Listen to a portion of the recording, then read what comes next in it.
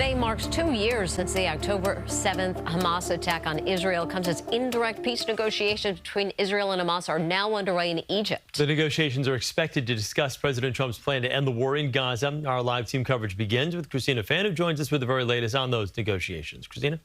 Chris and Mary, good morning. The talks between the two parties began on Monday and are being brokered by the United States. They aim to hammer out details for the plan's first phase, including a ceasefire to allow for the release of all remaining hostages held by Hamas in exchange for hundreds of Palestinian prisoners in Israel. Day 2 of negotiations between representatives of Israel and Hamas resuming in Egypt Tuesday over President Trump's 20-point plan for ending the war in Gaza. We have just about every nation working on this deal and trying to get it done. The U.S. brokered peace plan calls for the 48 remaining Israeli hostages to be released. After that, hundreds of Palestinian prisoners who are being held by Israel would be freed. Of those prisoners, 250 are serving life sentences, and 1,700 are from Gaza and were detained after the October 7th attack. The technical teams are discussing that as we speak to ensure that the environment is perfect to release those hostages. They're going over the lists of both the Israeli hostages and also the political prisoners who will be released, and those talks are underway. The talks come as Israel marks 2 years since thousands of Hamas-led militants poured into southern Israel, storming army bases, farming communities, and an outdoor music festival,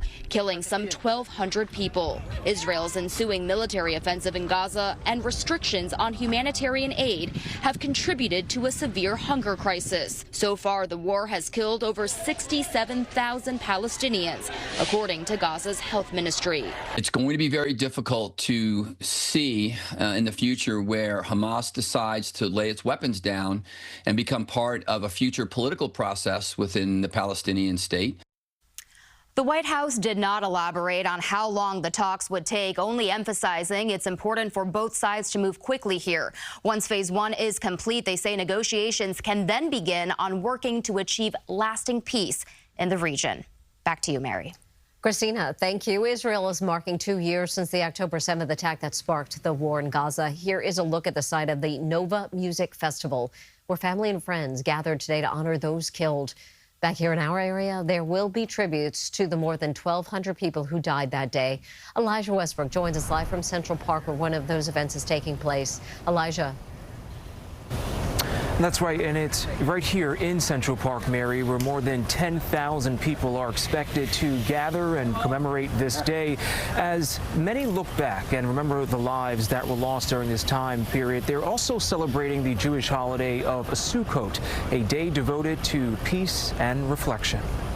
2 years later, the memory of October 7th, 2023 remains vivid.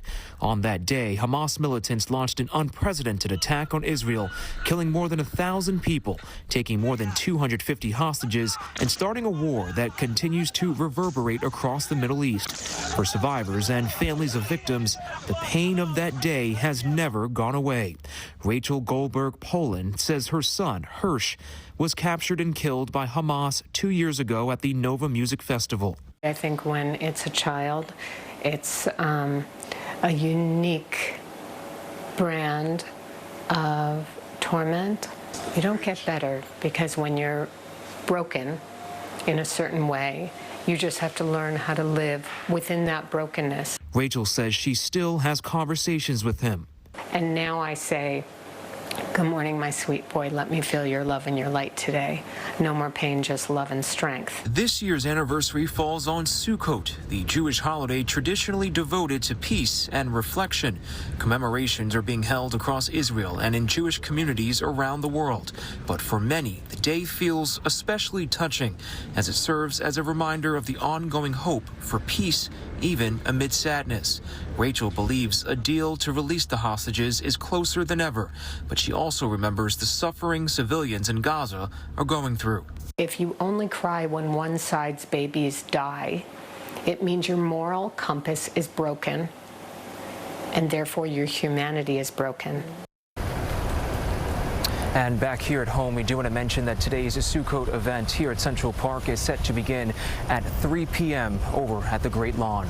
We're live this morning on the Upper West Side. Elijah Westbrook, CBS News, New York. Elijah, thank you, and stay with CBS News New York for the latest on the Israel-Hamas negotiations. We'll have coverage of today's events around the world.